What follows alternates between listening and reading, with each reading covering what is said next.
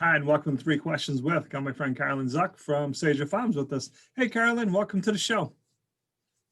Welcome. Thank you for having me. So let's start at the beginning. Tell me a little bit about Saja Farm. Saja Farm is a family-owned and operated farm. It's actually been in the family since 1915. It started off as a dairy farm, actually. And over the years, it changed hands through the generations. And for a while, it was a hay farm. Then it was a beef cattle farm. And now it's a vegetable farm. We put this back into production on or about 2010. We started dabbling with it in 2007. But when my aunt passed away, sadly, somebody had to continue this. And she left the farm in my charge. So we grow vegetables now, trying to keep people healthy, including myself. Yeah. So where are you located?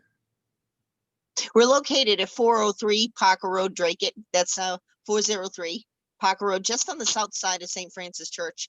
We actually are diagonally across from Farmer Dave. So Farmer Dave and I, we both share quite a bit of frontage across Parker and Old Parker Road. It's nice to visit both farms, but that's where you find us on when growing season starts. So tell me about some of the products that you grow then.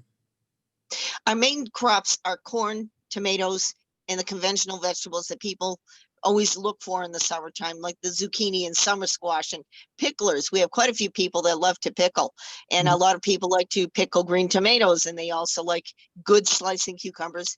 Those are the ones they're best known for, but we grow other things too, like eggplant, and we'll be planting some beets and carrots again in the spring.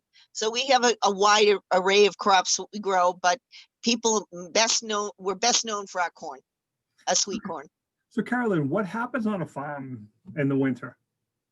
You just go on vacation? Choco? I wish. It's not a get-rich-quick scheme if you want to go into farming. You hope to break even or a little above, enough to get started the following season. Some years are better than other years. So you have to collectively look at farming over a 10-year period. You can't just say, oh, this year I'm going to get rich, or next year I'll make it. Next year I might. We're weather dependent. But what we do in the wintertime is we fix our equipment.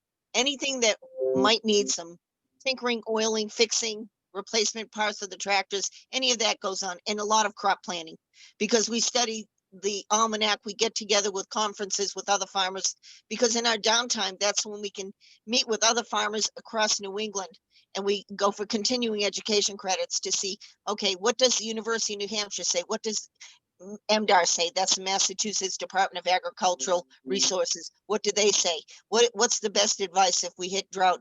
Do they predict high temperatures, low temperatures, rain, whatever, storms? We kind of all convene, and everybody tries to predict the weather. We know we can't, but we can talk about the remedies and the best growing techniques.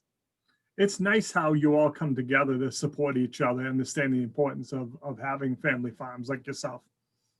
I think so, especially in today's times, they're so volatile. I think our biggest challenge right now is, what do we do with the general public? Do we open early? Do we open mid-season? Do we open late? COVID is raging. We have to march to the tune of what happens on a day-to-day basis. It used to be that we'd say, okay, no problem, June 1st we'll open for sure. But now we kind of have to look at a whole myriad of things.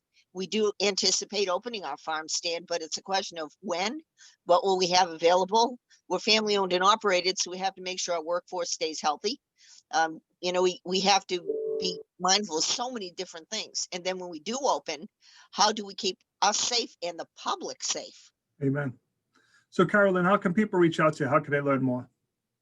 Best way to do it is on Facebook. Believe it or not, that's been my main vehicle. We fly so fast through the seasons that it's hard for me to entertain anything other than something quick. Instagram's great too, but get on Facebook, see our Facebook pages that tells you what's hot, what's not, what's happening. And that's how we stay in touch with folks. And they can always email me too at sajagirl23@comcast.net. Awesome, Caroline. I appreciate you taking a few minutes to jump on the show. And as always, thanks for being my friend. My pleasure. Take care, Kevin. Have a great new year. You too.